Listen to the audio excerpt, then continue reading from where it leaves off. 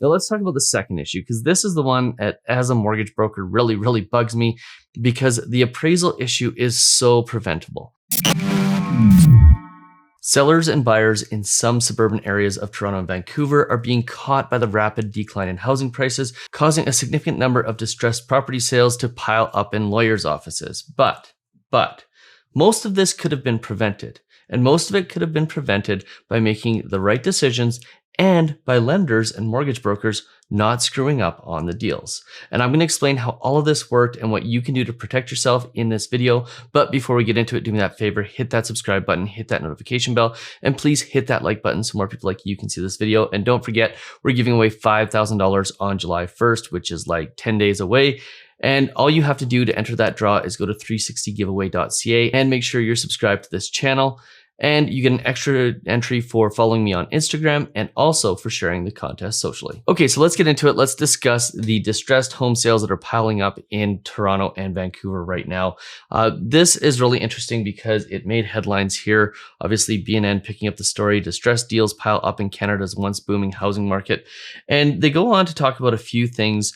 First and foremost is certain buyers that purchase properties for upwards of $920,000, only to find out that 2 months later, their properties were being appraised at $800,000 and $740,000, and a whole bunch of other things with respect to not being able to sell properties that they thought they would be able to sell for a certain value, and therefore not having the equity they need in order to close on new properties. And the reality of it is all of this stuff, everything that's being talked about in this article, and most of the people who are finding themselves in lawyers' offices in these suburban areas of Toronto and Vancouver could have had everything be prevented by just simply getting the right advice. And I'm going to tell you right now that if there's ever been a case to be made for having a realtor who is there to protect your interest and make sure that you don't screw something up to the tune of $140,000 to $150,000 loss on a property, and having a really good mortgage broker or lender that isn't going to do something like wait until right before closing to get your appraisal, well, this is the time to make that case. This is the time where professionals matter. And at a point in time where everybody thinks selling a house is easy and that you should probably be able to do it yourself, go pay some company $400 or $500 to list it on the MLS and you'll be fine. This is a prime example of why you need to have those professionals there to protect you. Because here's what's happening. There's basically two problems that are coming about. The first is that appraisals aren't coming in at what people bought properties for. This is the easiest fix in the mortgage industry to make sure that it doesn't happen. And the second is that people aren't able to sell their properties for what they thought they would because they thought housing prices would continue to go up and up and up. And maybe they got some bad advice. People saying, don't worry, your house is going to be worth more in 6 months than it is right now. And then ta-da, interest rates go up. And all of a sudden, the equity that they thought they would have to purchase a property is no longer there because their house that they're selling has had a decline in property values. And all of this is something that ends up being this house of cards, because what you have is you have first-time home buyers that are relying on the people that they're buying a house from to actually be able to close that sale. And then maybe they're purchasing another property that's a move-up property and so on and so forth. And what happens in a market like this is that you can have one property in a chain of 10 sales that ends up crashing all 10 deals because one person wasn't able to close. And like I said, most of this is preventable. So let's talk first and foremost about the selling your property piece. Because anytime that you buy a house without selling your existing first, you are taking a risk, unless you have what's called a sale of buyer's home clause. Now, for the most part, those are unacceptable in a hot market. Most people will not take them. So having that sale of buyer's home clause typically is not available to buyers in a hot market. So what ends up happening is you think, okay, well, I'm going to hold on to the property I have, find the property that I like first, and I'm going to buy it, and then I'll worry about selling my property. And the problem with that is you expose yourself to a rapid decline in prices. And by the way, in my career of 19 years, this isn't the first time that we've seen this. We saw this in 2006 and 2007. We saw it again in 2014. This happens all the time. So, several months ago, last year, we were having conversations around whether you should buy first or sell first. Well, the reality is this: you should always sell first unless you've got a really good backup plan and the means to carry two properties at once.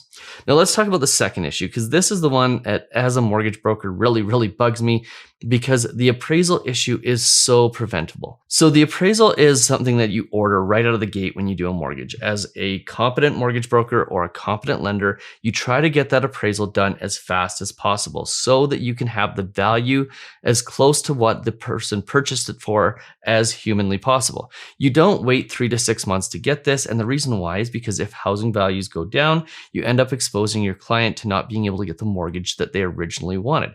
And we always talk about this. By the way, this is why we don't recommend pre-construction mortgages, and this is why we don't do new builds outside of Alberta, is because if you don't get the valuation of the property right at the time of purchase, not the time of possession, which could be 3, 6, 12 months out, but the time of purchase, you open yourself up to the exact problem that these people are having.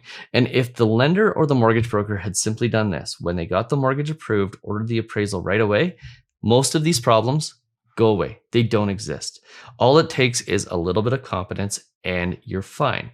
But if you didn't have the right person, let's say you went into your bank and that person didn't know how to do mortgages, it was their first time doing it, or they weren't experienced in it, or you went to a brand new broker and they weren't experienced in it, well, you could find yourself in this situation. And in most cases, I'm going to suggest that if you didn't have an appraisal right out of the gate when you got your approval, it's probably the broker or the lender's fault. Now, obviously, every deal is different and there could be things that cause them to not be able to order the appraisal right away. Maybe the appraisers were busy, but for the most part, I'm going to say that you can probably lay the blame with the mortgage broker and with the lender directly on this. And then with respect to selling your house first or selling it second, that comes down to the advice that you got from your realtor. If you had a really great one, hopefully they didn't put you in that position. But at the end of the day, all of this stuff is totally preventable. And if you're in the process of purchasing a home right now and you've got a possession date that's maybe a month out or 2 months or 3 months or 6 months or 12 months, make sure that your lender goes and orders the appraisal right away and make sure that they accept that appraisal and that they establish your value at approval. And if you're buying right now and you are not getting mortgage insurance, you need to be calling your lender and make sure that they are in fact doing this and this is their practice and that you aren't going to get exposed to further declines in home prices as interest rates continue to go up. It's really, really simple. Just make sure all your I's are dotted and your T's are crossed, and make sure that you choose the right broker or the right realtor in order to protect you from the circumstances that many of these people in these distressed deal situations are finding themselves in. And by the way, if you're selling, I'm not a lawyer at all, but if you are selling and you have a buyer that comes back and says, oh, I can't afford the property anymore, well, I think you've probably got some legal recourse. Talk to a lawyer, talk to somebody who can give you a legal opinion on that, because if you're taking $130,000 or $140,000 haircut on a property, I'm pretty sure that you've got some options. So if you found this video useful, do me that favor, hit that subscribe button, hit that notification bell. Please hit that like button so more people like you can see this video. Don't forget about that race to 25,000 subscribers. I'm going to link to the pre-construction video on the left here, and we'll see you on the very next one. Cheers.